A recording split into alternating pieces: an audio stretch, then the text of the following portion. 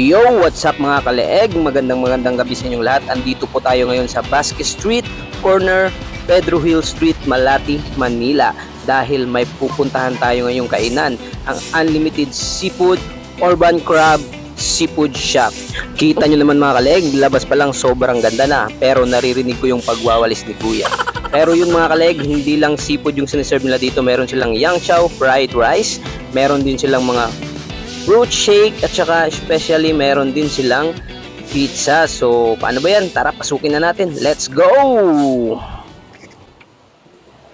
At eto nga mga kaleeg, pagpasok nyo pa lang ang bubungad sa inyo yung magandang design ng kanilang resto. Sobrang nakaka-good vibes yung ambience dito. So ayan, libutin muna natin yung place at ipapakita ko sa inyo kung gaano kaganda yung place. So ayan mga kaleeg, I love the design talaga. Then the lights sa ceiling, sobrang ganda. Yan, no? Kitang-kita nyo naman. Diba? Maliit lang yung place pero masasabi kong sobrang solid talaga. At eto yung menu nila mga kaleeg. Pero yung gustong-gusto ko dito ay yung isang bilaong seafoods na may kasama ng kare-karing seafoods with baked bangus na cheesy. Sobrang sarap nun. At may kasama pang 4 na platter na rice at 2 soft drinks na 1.5. Diba? Sulit na sulit. For only 3,600. O diba? Murang-mura. At saka hindi kayo magsisisi pag kumain kayo dito.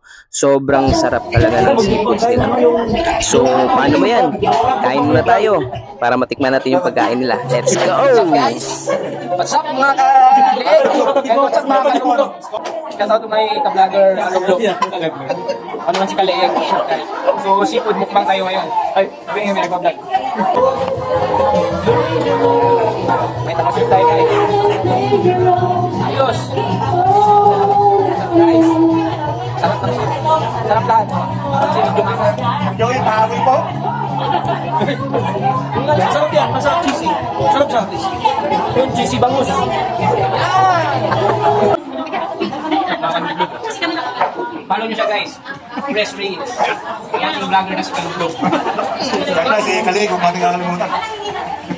Ayos! And guys, so yan, kari-karing seafoods yan. Kari-karing seafoods. Ayan! O diba? Seafoods overload. Ayos!